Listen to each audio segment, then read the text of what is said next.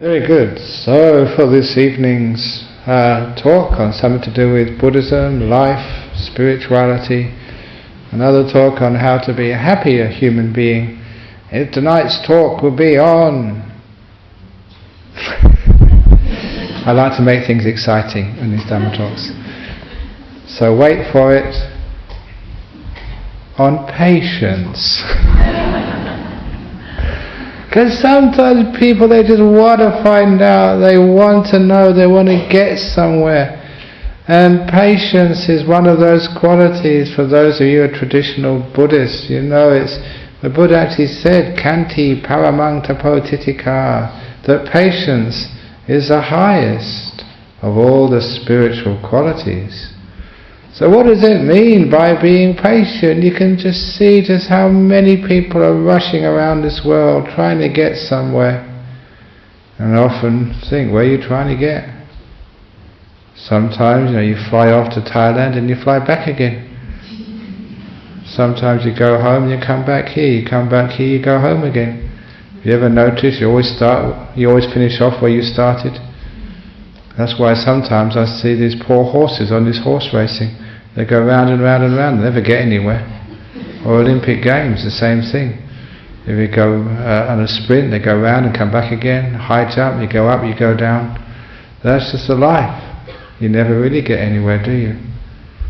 That's why that sometimes we have like a phrase in English, and they ask how you're going, you're getting there. Where are you getting? I'll tell you where you're going. Karakata, Pinaroo or Fremantle. That's where you'll end up. So when you say I'm getting there, that's where you're going.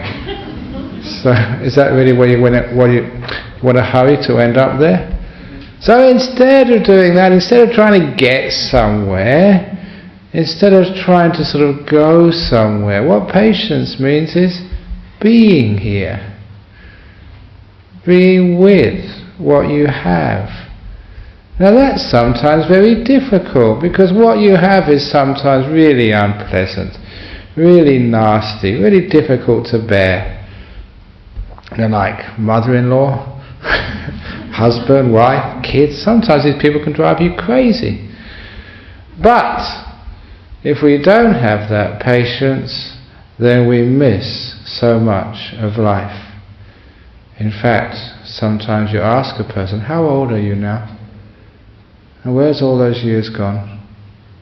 How many years have passed by? Why? Where? Have you really been there while life was happening? Because otherwise people, they just rush ahead of themselves so fast that that's why life goes by and we wake up one morning, we're 40, we're 50, we're 60, we're 70. And where has all that time gone? It's all gone because we weren't here. So being patient is learning how to be here. And learning how to be here is not an easy thing to do. Number one, our life keeps on telling us to plan for the future, and well, what are you going to do this weekend? Anyone know what they're going to do this weekend?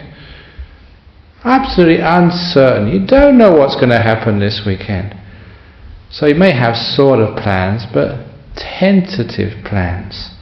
So keep it just not set in concrete, because when you have future plans, you spend too much time there in the future. And a lot of times it's trying to get this out of the way so you can go and do something else. And you find that what you're really getting out of the way is your life. So being patient is learning how to be here, being with things, rather than trying to get rid of things. Isn't it wonderful just being here and not a Mara Centre, just on a Friday evening with nothing to do, with your friends, listen to a Dhamma talk. You're not going to be given an exam after this Dhamma talk to see how much you remembered. It's not school or university. You're not going to have to do anything or to compete anything. The only thing you have to do, the only requirement of you is to sit still and shut up. Surely that must be an easy thing to do. So many things in life are very stressful, but to sit still and shut up, that can't be any stress. So you're just relaxing here while I entertain you. So by doing such a thing, surely it should be easy to be here. Now that's what we call patience. It's Just being here with what's happening. In a place like this, it should be easy to be here. But however, in many other parts of your life, because life is sometimes unpleasant, you're sick, or it's hot, or it's cold. You all know, were you very cold this week? Well, I just came back from Thailand on Tuesday afternoon. As soon as I came out from this warm country, you got hit by this cold, icy wind. But you know what happens when that happens to you? When you feel really cold? When you're cold outside, you should make an even warmer heart. And when you have too much heat, what should you do? Keep a cool head. That's called Buddhist aircon. It doesn't cost anything. It's environmentally friendly. So remember, when it's warm, keep a cool head. When it's cold, keep a warm heart. And what do we mean by a warm heart? A warm heart means you have love. You embrace these things. And we can embrace almost anything. You can love anything. I don't know if I mentioned that story last couple of weeks ago. That story of that woman who always kept a photograph of her husband in her purse, in her sort of handbag. And they were been married for about 30-40 years, and she always carried a photograph of her husband around with her to use in times of difficulty and trouble. Because whenever life was a real problem, whenever it was just so difficult, she would open up her handbag and take out the picture of the man she'd been married to for 30 years. And she looked at him and said, "If I can endure that, I can endure anything."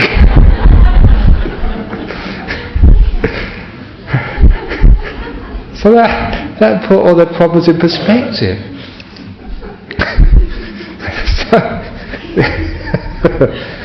This is learning about being patient with things. And life is like this. We have to learn how to put up with things. But to learn how to be patient, to learn how to be with things, is actually to have that warm heart towards things.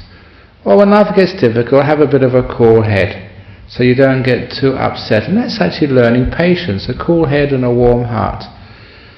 Because life is not always easy. We always have to do things and worry about. We always have to do things, but it's when we worry about the things that causes the impatience. And you ever notice that patience means being with what's happening? If it's unpleasant, we can learn from it. We can always do something with something. But impatience is when we want to get rid of things to try and be somewhere else. So I call patience waiting in the moment. And impatience is waiting in the future. Waiting for something to happen. Waiting for some place where you don't have to have this problem, this anxiety, this trouble, these people who cause you all sorts of problems.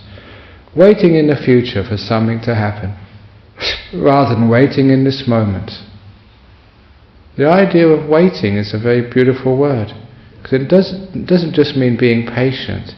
It means like a waiter in a restaurant. You're actually serving this moment, rather than fighting it. And if any of you have ever been waiters in restaurants or in cafes, and you spent your time or some time earning a little bit of extra money by serving on tables, or serving in a sort of a shop, some of the customers are just so demanding. Some of them are so nasty. I don't know what it's like in the library shop here, but sometimes some of the librarians sort of say, they want their book now, they want a sort of receipt right now, they want to book up for a retreat, they want to buy enlightenment. Are you selling enlightenment in the shop right now? Whatever it is, they're asking so much, and it can be very demanding. So what do you do when you're in that sort of position? You're serving someone, you're waiting on them, you're serving them. And when you wait on somebody, you're actually in this beautiful sense of giving, not wanting anything back in return. And this is like waiting, serving, it's being with that person. And learning how to be with things is learning how to be patient. Serving the moment, serving the the sickness, serving the difficulty which you're experiencing right now, serving it rather than trying to get something back. So when one learns how to wait in the moment, to serve in this moment, we learn about what patience truly is. And you find that it becomes an easier thing to do. We don't always rushing off into the future. We're not always making things happen, having to have things happen. We learn important factors of this spiritual path. It does take time to grow in peace, in kindness, in wisdom, in compassion. It takes time, but it goes much faster the slower you go. In other words, the more you're in the moment, the quicker you learn. The more you run ahead, the slower you go. In other words, the more time it takes. There's a story of one of my first meditation teachers in Thailand. He told me, I usually tell this on the meditation retreats, not usually on a Friday night. He told me when I was starting out my meditation career that when he was a young boy in Thailand, that his father gave him some seeds to grow in the garden. He was only about 5-6 years of age, and it was the first time he grew anything. So these 5 or 6 put these little seeds with the help of his father underneath the ground, underneath the soil, and he would water them every day. After 3 or 4 days, he saw no result. He said, "Where are my plants? Where are my flowers? It's 3 days now, I can't see anything." And his father had to tell him that when you have seeds, when the water gets to them, they germinate, they split the seed, a little green shoot comes out. It's probably under the ground right now, pushing its way to the surface. Just wait for a little while and you'll see a shoot. Be patient. And he took his father's advice, and fortunately at the end of 2 days, a tiny green shoot was appearing above the earth.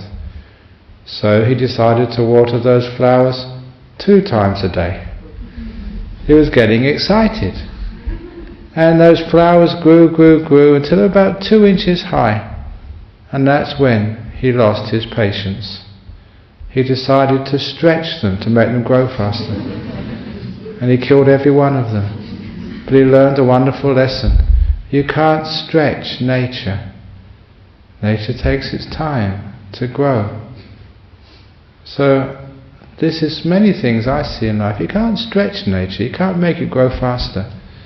For those of you who want the receipts for your donations for the end of the tax return, don't stretch nature. It just takes time. Be patient. It will come. Instead of demanding, I want it now, I need it now. That's being impatient. I've seen that also when you're stuck in traffic jams.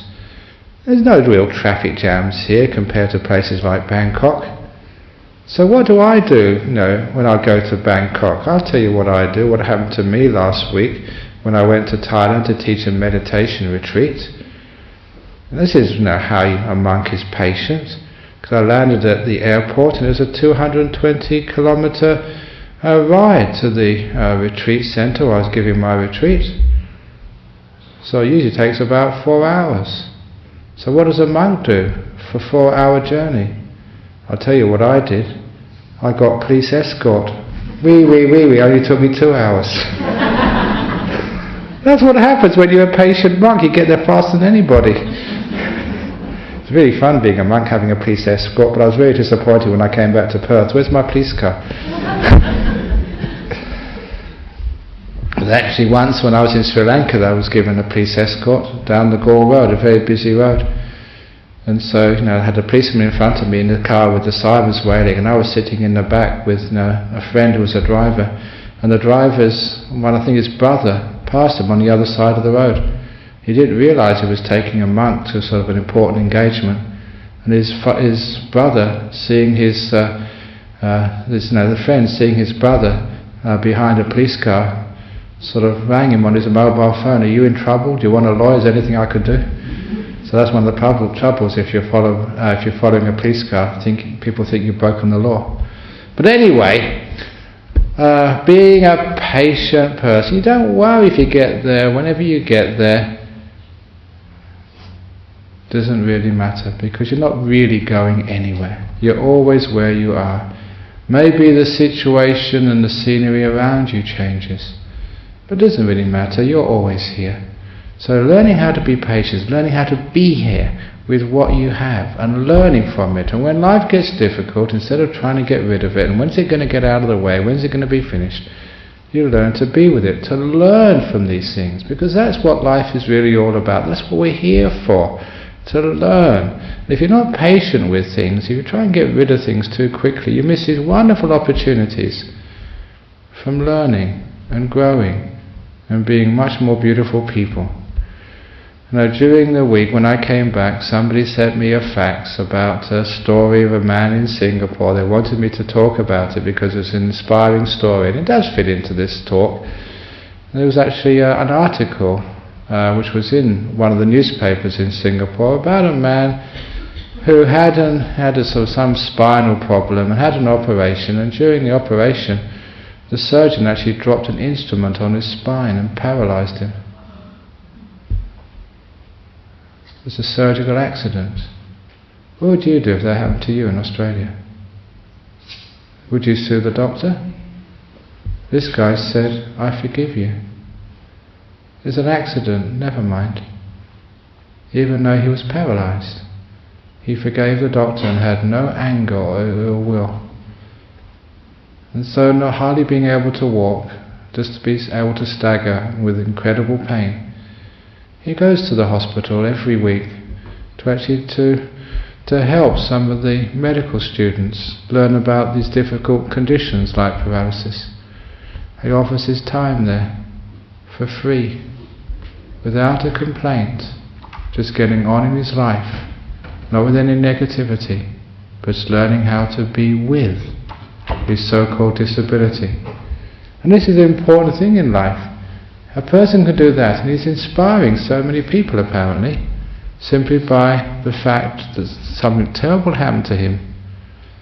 And instead of being negative about it, instead of complaining about it, instead of getting a lawyer and suing this doctor, he's learning how to be with his disability, to embrace it and use it for something wonderful, to inspire other people on how we can live a much more beautiful life without complaining so much.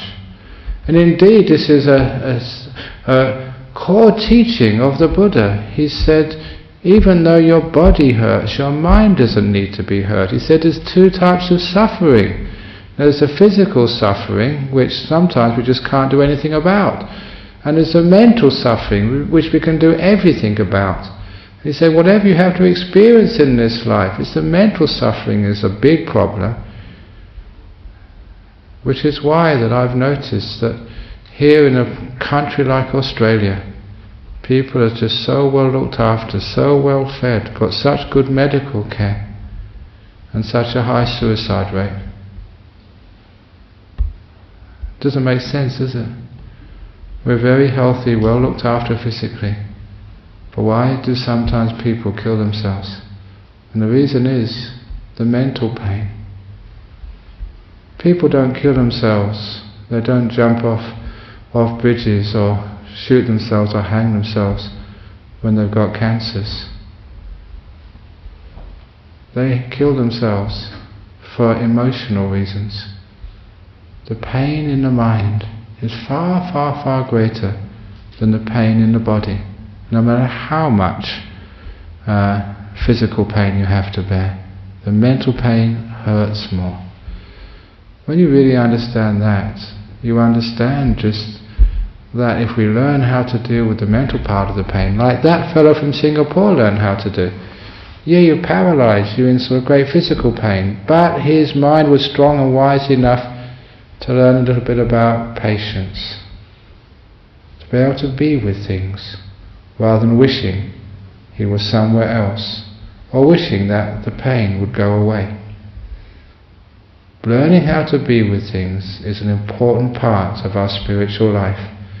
And to know how to be with things is a core story which was in the book Opening the Door of Your Heart. But every time I say some of these stories from Opening the Door of the Heart, a lot of people I found, even though the book's available there, haven't read that book.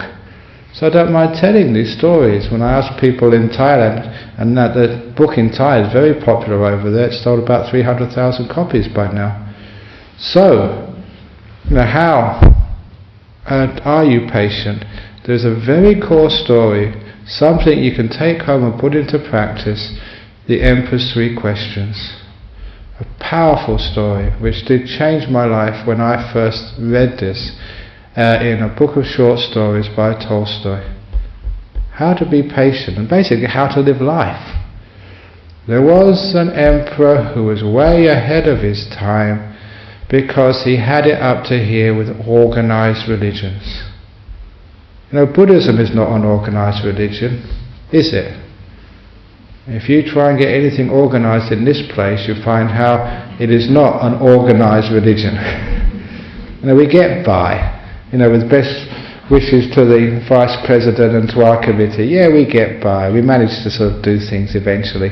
But it's not all that organized.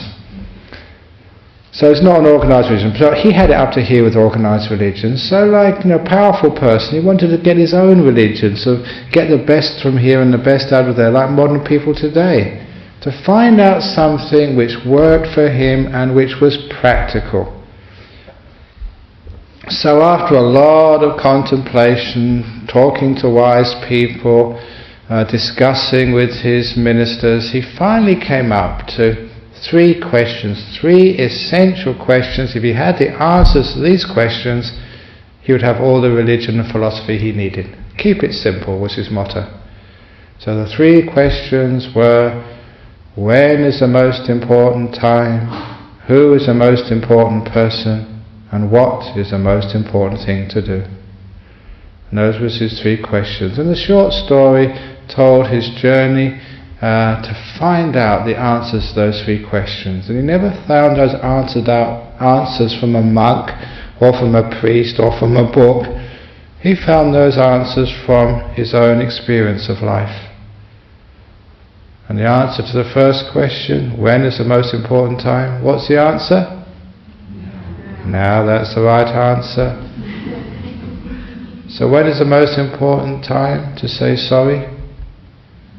Now. If you wait till tomorrow or even 1 minute from now, the opportunity passes. I don't know how many of you wish you would have said sorry, and now that person has passed away and you can't say sorry anymore. How many times did you wish to say to someone you really cared for that you really did love them, and the opportunity has passed? How many times has been an opportunity to put a donation in the box, missed the opportunity again? So now is the most important time. In a couple of days' time, it's the end of the financial year. You'd have lost your tax breaks. So now is the most important time. So you all know that, but take that seriously, because opportunities in life, they pass you by too quickly.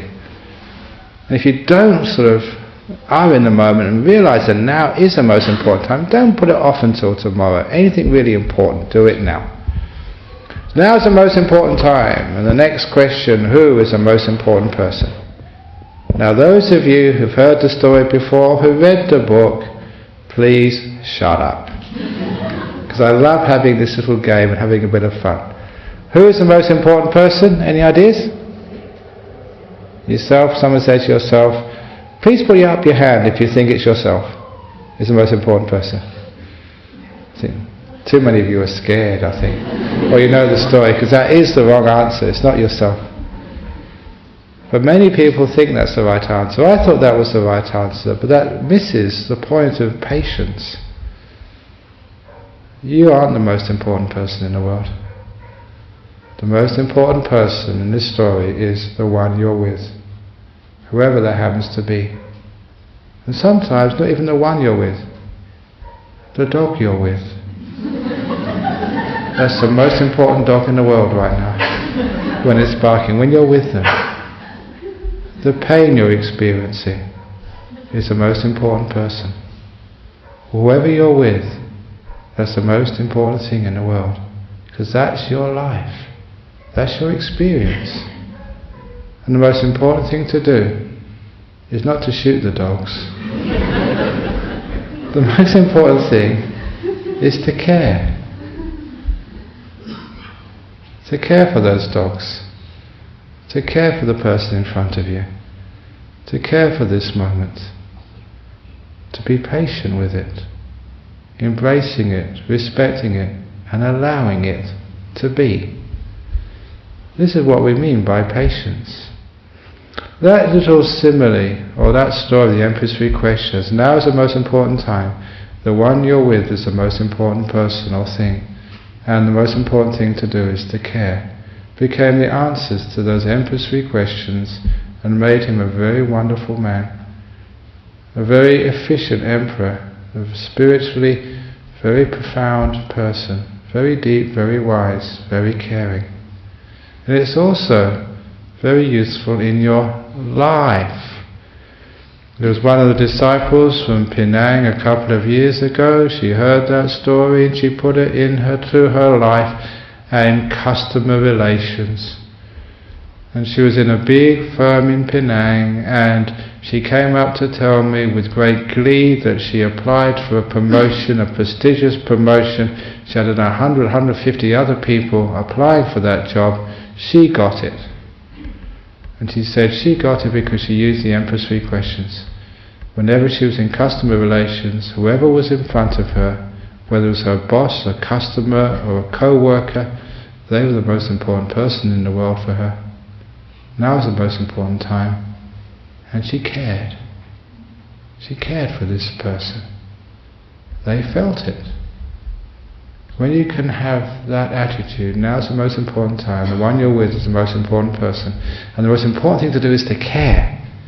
You have a secret of life which is going to create a huge success, richness and peace in your life. Because you're with life and you're caring for life, no matter who it is, no matter what it is. And our problem is that half of life we want to get rid of, half of people we want to get rid of. When I first heard that answer to that question, the 3 questions, it sort of made so many things clear to me. At that time I was a student, and like many students, after the lecture, have an interesting sort of take on what was being said. So you go up to these lecturers and you ask them afterwards, and they're not listening to you. They're trying to get rid of you. Because basically they've got more important things to spend their time talking to a long-haired student. And I felt so rejected. The person wasn't interested in me, wasn't caring at all. But every now and again I came across people. I remember this one person I came across, he gave a lecture, he was a very famous individual, and I went up to ask a silly question, and he paid total attention to me. It was a wonderful feeling. That was maybe the first time that someone who I didn't know looked at me as if I was the most important person in the world for them at that time. And that's why there's communication and respect. Now, on that Emperor's 3 questions, when you go home tonight and you see your partner, are they the most important person in the world for you? Or are they not really taken for granted? And you've got something else to do. I'll talk to her later. I'll see him afterwards. It's one of the reasons why relationships break down, why marriages fail. Because when husband sees wife, they don't look upon each other as the most important person in the world anymore. Taken for granted, rejected. If you look at your partner and really think, in this moment, right this time, they are the most important person in the world, and you care for them, then you'll find your relationship will blossom and grow, and you'll have a wonderful time together. Because the other person will know that you are respecting them and giving them importance. And you find it's only the one who's with you. When your partner goes, maybe your kid, That how many children in today's world are never given that sort of quality attention from their parents, because their parents are so-called busy. They're not busy, they just haven't got patience to be with things. Now, last night I gave a talk at the Chinese Chamber of Commerce to all these big shop business leaders, and they were all sort of, one of the questions was saying, it's all very well, but we've got so much stuff to do, how do we do it? And they say, look, you get far more done in life when you stay in the moment, you're patient and do things, be with what you're doing, rather than always running ahead of yourself. You get far more done. One of the problems in productivity is that we forget about efficiency. The hours spent at your desk in front of the computer are not as important as the quality of your work, how efficient you are. And you find if you can actually do one thing at a time and be with it, and this telephone call right now is the most important thing in the world to you, at this moment. And when you're finished, then the next thing is the most important thing. And you care for every moment. You're in the moment, rather than trying to get this thing out of the way so you can do something which is more important later on. That's where people get stressed out, trying to get rid of things so they can go somewhere else. That's the meaning of stress. But if you're with this moment, putting your whole effort and life and energy into this one moment, caring for it, this is the most important moment in the world for you. It's the only moment you have. So care for it. Give yourself totally to whatever you're experiencing right now. Care for it, and you'll find the stress disappears. And you get so much done. Sometimes when I look at the programs when I go overseas, where I gave that retreat last week, where you were here last Friday, Saturday and Sunday in cold Perth, I was at the Sheraton Beach Resort at Hua Hin, teaching 320 people how to meditate. However, even though you think it's a beautiful place, for a monk it's torture. You have a TV you can't turn on. You have a jacuzzi you can't get in. A beach you can't swim in. A mini bar which you can't even open the bottle tops off. So much stuff and luxury which other people can enjoy, and you're in this big room and you can't use any of it because of your rooms, because of your rules. That's what we call torture. It's like a few years ago, there was a thing, the 25th anniversary of the International Declaration of Human Rights, and Amnesty International invited me to the dinner to give a speech. I had to decline. I said to them, you're Amnesty International, of all people you should never invite a monk to dinner. Because if I came, I'd have to sit down in front of an empty plate. We're not allowed to eat in the evening. I'd have to look at all the delicious food you guys are eating, and I can't taste any of it. That's, as you would understand, Amnesty International, that's torture for a monk. And you should be embarrassed even contemplating torturing a monk, you bunch of hypocrites. So that's how I declined. And so it's like torture being in a resort, where you can't use anything. But nevertheless, I was just happy to be there. Happy to be in front of a TV you couldn't turn on. Happy to be in front of a jacuzzi you couldn't get in. Happy to be on a beach you couldn't swim in. A swimming pool you couldn't even dive into. Happy to be there. So no matter what happens as a monk, you learn how to be happy to be there, no matter what's happening. Waiting in airports, being sometimes in traffic jams, it wasn't always a police escort. Talking all day, just happy to be here. If you learn how to be happy to be here, you know how to be patient in this moment.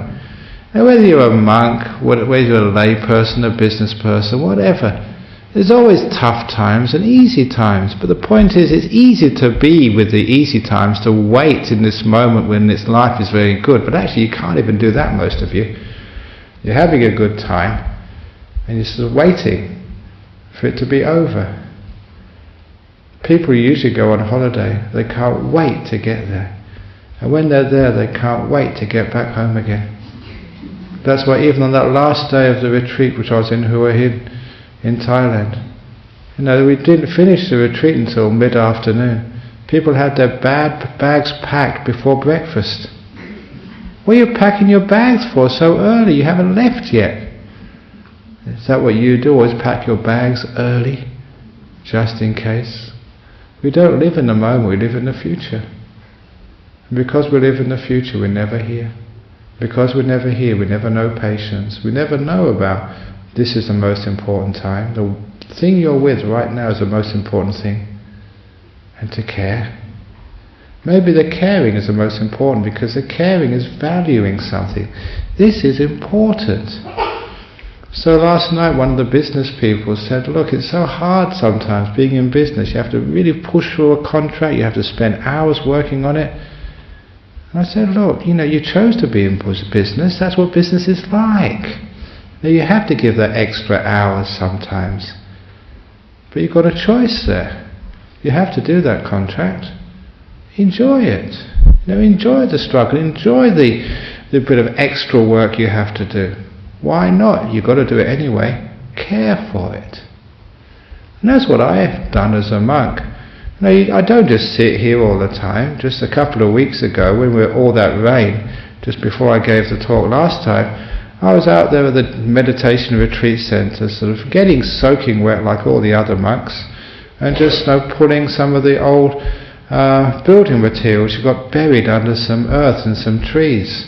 When the builders were there, they left it there, and just someone else bulldozed some earth over it and got all mangled up. We had to pull it all out, and so we can recycle it. It was really tough work, and there you are, a 58-year-old monk working in the wet and the dirt and getting all dirty. I love that. Boys being boys again, getting the mud and the dust. So you learn, but even if it was tough, you just allow it to happen. You're with this moment. You learn how to be in this moment. You haven't got much choice, so you just do it and have fun with it. If you learn this method of actually being patient, being with things, you find that life is much easier.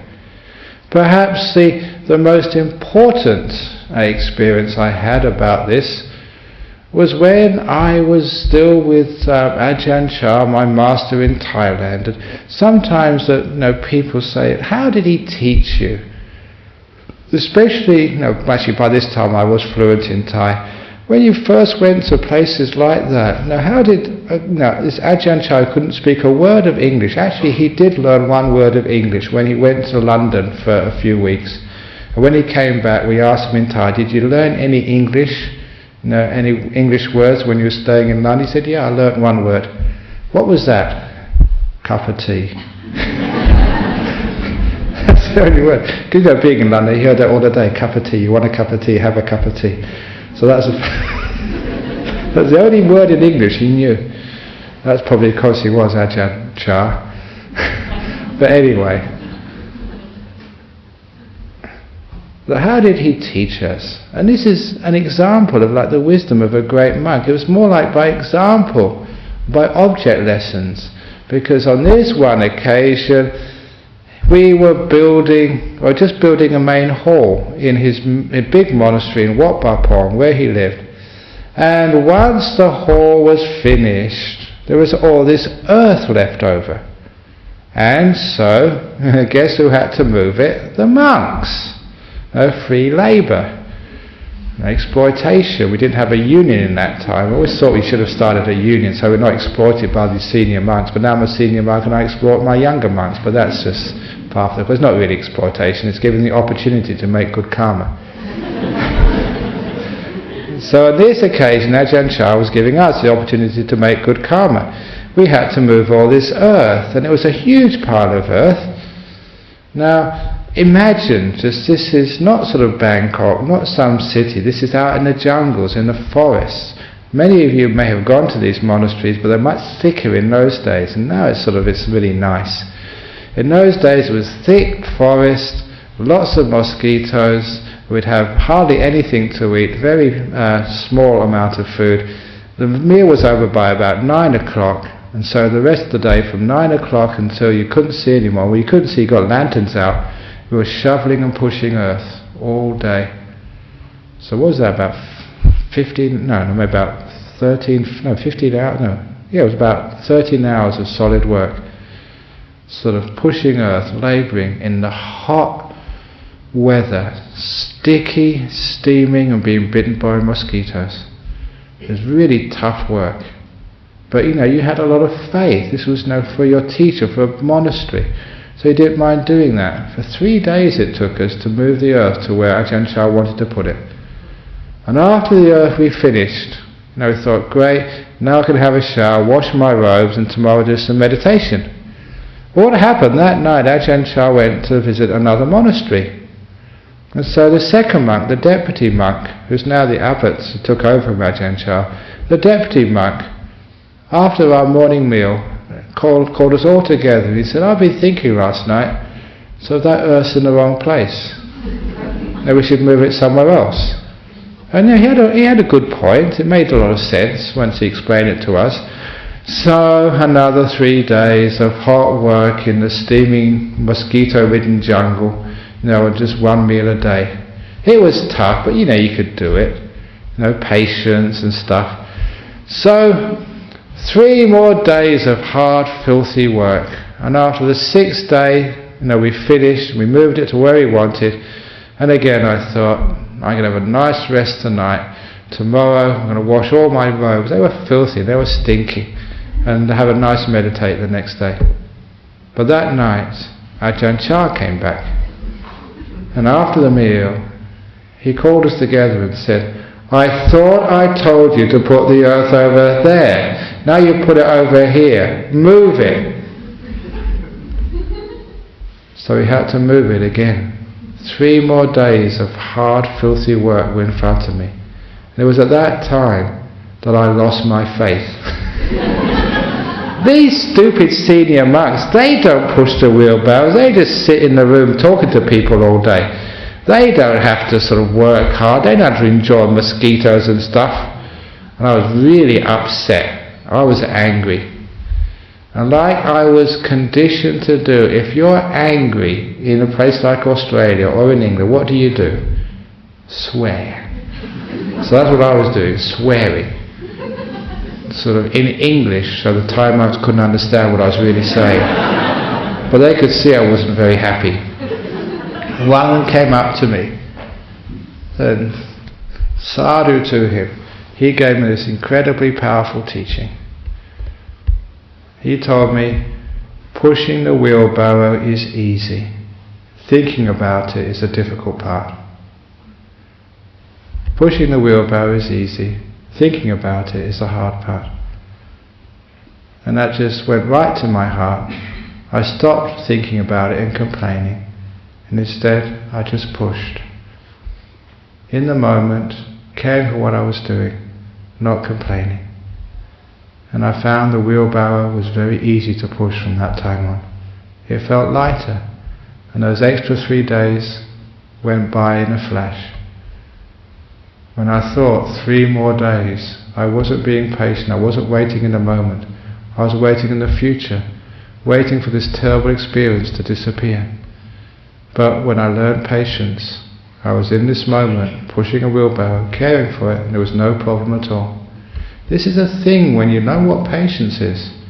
It makes everything so easy. When you're waiting for it to finish, it makes it impossible to bear. And that's what complaining is. Not wanting to be here, wanting to get rid of this and go somewhere else. That is the problem. It's the mental suffering.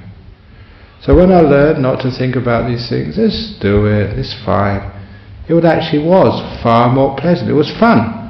And of course, after those next 3 days, when we finished moving that earth, we didn't have to move it again. After 9 days I could have my shower, I could wash my robes and do some more meditation and have a rest. And to this day I think those 2 monks sat down that evening before and planned it all out. We'll teach these monks about patience and about some teachings which will help them for the rest of their life. So that's what I have to do now. If you have to travel somewhere, I just do it. Now, if you have to give lots and lots of talks, and sometimes I talk from early in the morning till late at night, you don't think about it, you just do it. If you have to go to the dentist, if you have to have chemotherapy, radiation therapy, surgery, just do it, don't think about it. And then you find the trick of being patient, waiting in this moment, being here, caring for this moment, instead of complaining or wanting to get somewhere else. Understanding this, you understand just how to be here. And just by not wanting to go anywhere else, you'll find a lot of the emotional suffering disappears. And that's 90% of the problem. And you find that life becomes so much more easy, and you can do so much more. I told that business person, whenever you're doing a very difficult contract, the difficult part is complaining about it. When you're complaining about it, you're not being efficient, you're wasting too much time, you have to do it anyway, so just do it and stop the complaints. That's why monks are supposed to be peaceful beings. We don't always have an easy lifetime. Sometimes we work hard, we do difficult things, we have to talk to people in emotional stress, sometimes for hours on end. Sometimes we work our butts off. I get up at 4 o'clock in the morning, that's sometimes when I start work. So it's very difficult sometimes, but you don't complain, you enjoy every moment of it. That's why it's easy to do. So, how hard do you work? How many hours? How difficult is your life? For goodness sake, stop complaining and just do it. If you know how to do that, life becomes so easy and it's so much more fun. You have more joy in life. It's learning, as I say, how to wait in this moment. Serve this moment. It's here for you. It's teaching you. And if it is a difficulty, it means it's something you have to learn. It's all growing pain. I call it growing pain because it is pain. You have to grow. You have to learn something. There's a lesson there for you. So from the difficulties in life, that's the fertilizer, that's the cow shit which we put on our gardens to make the flowers grow. It's smelly now, but what can you do when you're loaded with a bundle of shit and it's not you? That's the title of the Opening the Door of Your Heart American version. Who ordered this truckload of dung, it's called. And isn't that what happens to you in life? You're treated so unfairly, isn't it? Sometimes these things happen to you and it's not, you didn't do it, it's not your fault, and someone criticizes you totally unfairly. They spread rumors about you which are totally unfounded, and you got terrible luck. You find that you've won the $90 million lotto, but your ticket's expired, or your husband's run away with your lottery ticket, or something else. You get so close. It's so unfair sometimes. Do you think that life is unfair? If you do, you're missing the point. The point of life, if these things happen to you, thank you, it's more fertilizer for my garden. Every time someone dumps a load of shit on you, thank you so much. It's more fertilizer for my garden. Or, like that story which I've told some time ago. I told this some years ago to the President of Sri Lanka. He loved this story because if you're in any position of power, if you're a prominent personality, the media eventually gets on your back and gives you a very, very hard time. And this little story is one of my favourite stories. I haven't told it for a long time now. It's a story of the donkey. Now once there was a donkey, and this is how to make use of things. Instead of complaining about them, wishing they weren't there, how to embrace this moment, be patient and learn how to make use of what life gives you. So this donkey was happily wandering through the forest, minding its own business, chewing a bit of a leaf here and just enjoying the beautiful scenery of the forest. And Unfortunately, the donkey fell into a well. There was an abandoned well in the middle of the forest, and the donkey fell right into it. Unfortunately, the well was dry, and the donkey wasn't that deep, and the donkey didn't break any bones. But there was the donkey at the bottom of the well, and as you know, donkeys can't climb. So how could the donkey get out of the well? He did the only thing a donkey could. He cried out for help. And this is my donkey cry. Which doesn't really sound like a donkey, but nevertheless that's the best you're going to get out of me. Actually, what do donkeys sound like anyway? E-aw. Okay, that's much better, thank you that. E-aw, e-aw. That's not much of an improvement, but that's what you asked for. So be patient with this silly monk. And he'd been e-awing for a long time. And the farmer heard a sound, this really weird sound like a donkey, from underground. He followed the sound just out of curiosity. And he looked into the well, he saw the donkey down the bottom. The donkey thought, at last I've been saved. But this farmer was a very cruel, mean man. He hated donkeys, especially that donkey. He said, serve you right. But then, you can't leave the donkey like that in the well. And also that well was a dangerous health hazard. Somebody else might fall into that well. So he got a great idea. How he can solve two problems at once. I was going to say kill two birds with one stone, but that's not a Buddhist parable. These days we say cut two carrots with the same knife. So I like to change these sort of Western metaphors. Kill two birds with one stone. You should never say that if you're a Buddhist. Cut two carrots with one knife. Or the other one which I don't like, you teach a man to fish. No, you give a man a fish, you feed him for one day. You teach a man to fish and he breaks his 5 precepts forever. So I don't like that one. I said, give a man a carrot and you feed him for one day. Teach a man how to grow a veggie garden, you feed him for life. Change these old parables, make them more Buddhist. But anyway, this donkey was in the bottom of the well, and the man thought, he's going to cut two carrots with the same knife. So he decided to get out his spade and fill the well in, with the donkey on the bottom. He was going to bury this donkey alive. And so he started shoveling dirt all over the donkey. And as soon as the donkey realised what was going on, ee-aw, ee-aw, ee-aw, really loud, he's really upset, he's being killed. I'm sure you'd do something like that if you were being buried alive at the bottom of the well. But after a few minutes, that donkey, he had an insight. I think he must have been listening to these talks on his iPod or something. Because the donkey got a great insight.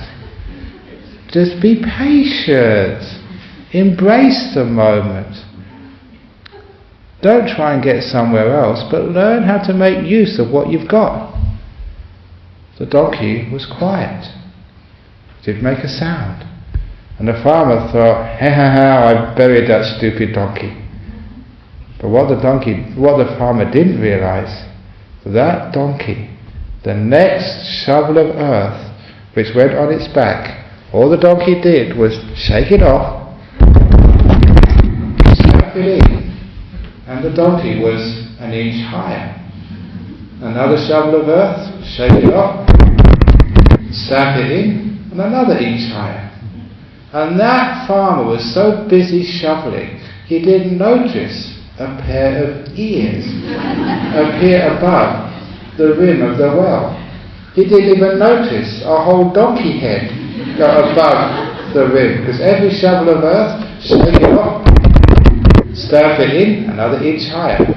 And soon the donkey was high enough, he jumped out of the well, and according to the story, he bit the farmer on the backside, just to teach him the law of karma, and ran away. So I told that to the president of Sri Lanka, look, if people shove dirt all over you, just shake it off, stamp it in, and you're an inch higher. So isn't that a wonderful thing? If your husband scolds you, throws earth on you, stamp it in, shake it off, and then you're an inch higher. So you don't have to be negative about these things which happen to you in life. Whatever happens, you can always make use of it. It's always fertilizer for your life. So that's why we can be patient. We can wait in this moment. This is where the action is. And if we wait in this moment, this is where the action is. Instead of thinking, oh, why does this always happen to me? Why do the people are so cruel to me? Why do people ask me to do so much? Why do people always call me up from overseas? As soon as I arrived back from overseas, they call me back from overseas, another place, can you solve this problem, that problem? I don't know why they keep sort of calling up a monk to solve their problems for them. It's not, they actually did call it dial-a monk service at Bodhinyana Monastery. I think the only reason why they ask a monk to solve all their problems is because they don't charge anything. If we charge, in our dial-a monk service 6 cents an hour, you probably think twice about ringing us. Maybe we should do that one day. But anyhow, as we understand and accept this moment, that's what patience is. Whether you're stuck in the traffic, whether you're out there in the rain, whether you're having a surgery for some difficult ailment, whether you are in the funeral parlour when somebody you love has just died, can't we be with this moment? It's important. Can't we realise that whatever we experience is the most important moment of our lives? The most important thing to do is to care. Care for this moment. It's constantly teaching us, constantly strengthening us. And this is actually where we learn the Dhamma. Just like the emperor, you don't learn it from books or from monks. You learn it from life. And life is constantly offering you these wonderful teachings. What do? We reject it because we want to get somewhere else. We want to get it out of the way. We want to finish with life. And that's why so many people, when they get old, they wonder where life has gone. And they're as stupid as when they were born, which is why they have to come back and do the class all over again in their next life. Do you really want to come back again and get reborn again? Have to go to school again, wear nappies again? Not me.